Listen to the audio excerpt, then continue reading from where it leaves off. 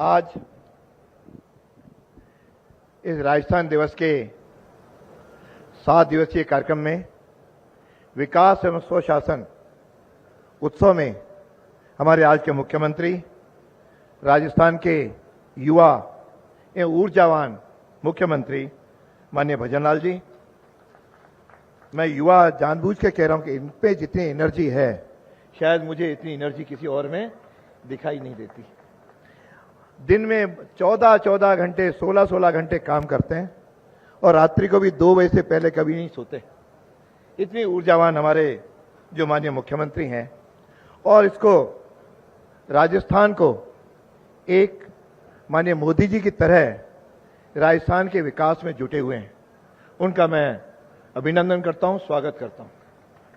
उनके साथ हमारे उप मुख्यमंत्री माननीय बैरवा जी, जल संसाधन मंत्री श्रीमान हमारे मालपुरा के विधायक और श्री अपने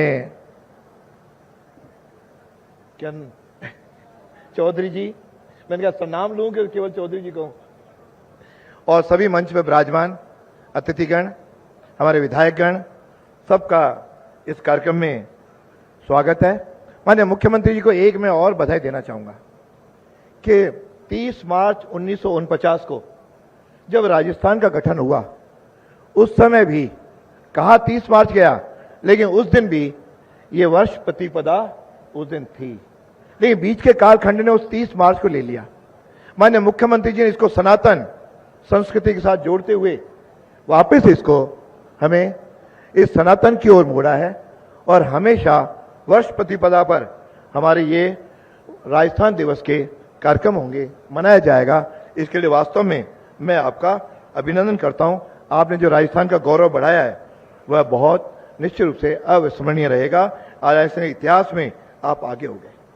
और राजस्थान केवल एक प्रदेश नहीं है, हमारे भू के हिसाब से तो सबसे बड़ा प्रदेश है ही, लेकिन साथ में यह शक्ति और शौर्य, भक्ति और भावना, त्याग और बलिदान, स्वागत और स्वाभिमान, स्वामी भक्ति एवं वचनबद्धता की भी इस धरा पर जिस प्रकार से हृदय की विशालता का जो प्रतिबिंब ये दिवस है, यह हमेशा हम मनाते रहें, सबके चेहरों पर खिलता रहे और हम सब मिलकर के आगे बढ़ते रहें।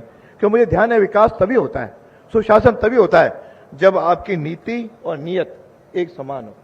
आपकी नीति भी अच्छी है और नियत भी आपकी है तो निश्चित रूप से आगे बढ़ेगा। मुझे वो दिन याद आता है जब कहा जाता था कि दिल्ली से या जयपुर से कहीं 1 रुपया चलता है तो जनता के पास केवल 15 पैसे पहुंचते हैं, लेकिन पहले नई टेक्नोलॉजी के आने के बाद दिल्ली से 1 रुपया चलता है तो 1 रुपया ही व्यक्ति तक पहुंचता है। और इसी प्रकार राजस्थान में भी जयपुर से जो 1 रुपया चलता है, जनता को पूरा 1 रुपया उसके खाते में पहुंचता है, चाहे वो किसान हो, चाहे युवा हो, चाहे महिला हो, चाहे किसी प्रकार का वर्ग हो, चाहे विद्यार्थी हो। पहले स्कॉलरशिप नहीं पहुंचती थी, अब स्कॉलरशिप टाइम से उनके खाते में पहुंचती है। इस प्रकार का जो एक व्यवस्थाएं की हैं, ये सुशासन की ओर बढ़ती हैं। वास्तव में लोकतंत्र व्यवस्था की जो रीढ़ है वो सुशासन है। और लोकतंत्र के खतरे की बात, जो संविधान के खतरे की बात जो लोग कहते हैं, वास्तव में केवल वह जनता को भ्रमित कर रहे हैं। इस देश में लोकतंत्र भी को कोई हानि नहीं पहुंचा सकता, यहां के संविधान को कोई बदल नहीं सकता। हम सब अपने संविधान पर, लोकतंत्र पर विश्वास करते हुए, नेतृत्व को आगे काम करते हुए, उनके साथ कंधे से कंधा मिलाते हुए आगे बढ़ेंगे तो निश्चित रूप से हमको सुशासन मिलेगा। और ये नीतियों के लिए मैं, आप इतनी बड़ी संख्या में आप जनता आई है, मैं आपसे भी निवेदन करूंगा, सारी नीतियों का अध्ययन करें, सारी योजनाओं को समझें और फिर योजना का लाभ उठाने के लिए आगे बढ़ें। और सत्ता के अधिकारियों से भी कहूंगा कि जनता का सेवा करना ही आपका धर्म है, क्योंकि शासन नीतियां बनाएगा, पैसे लाएंगे। अब ये मुख्यमंत्री दिल्ली जाकर के भी काफी बड़ी राशि भी लाए हैं, स्वयं भी जुटाई है, उस राशि के अनुसार योजनाएं भी बनी है, लेकिन योजनाओं को धरातल पर लाने का काम अधिकारी वर्ग करते हैं। मैं उनसे आग्रह करूंगा कि आइए हम सब इस राजस्थान को श्रेष्ठ बनाएं, उसकी सही जानकारी दें। और हाल ही में जो राइजिंग राजस्थान में हुआ है, 35 लाख करोड़ हमारे यहां निवेश आ रहा है। अभी भी 30 तारीख को, 31 तारीख को आपका निवेश दिवस भी होगा। ये सारे निवेशक यहाँ आकर के जब काम करेंगे और चीजें धरातल पर आएंगी, मुझे लगता है ये राजस्थान निश्चित रूप से एक अच्छा बनेगा। उसके लिए निष्पक्षता, पारदर्शिता और जवाबदेही की सरकार यह बन रही है, निरंतर बनती रहे, ताकि हम सब लोग आगे सुखी होकर करें।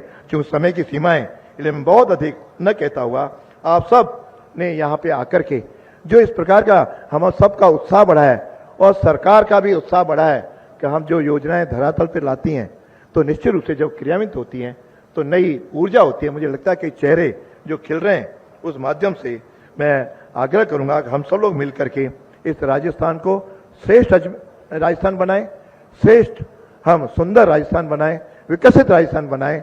तो यह जो धरा है, जो अभी तक केवल इतिहास के रूप में जानी जाती थी, विकास के रूप में भी राजस्थान सारे देश के राज्यों में प्रथम स्थान पर पहुंचे, ऐसी हम सबकी अपेक्षा है। इतना कहता हुआ अपनी वाणी को विराम करता हूं। बहुत बहुत धन्यवाद। जय हिंद, जय भारत।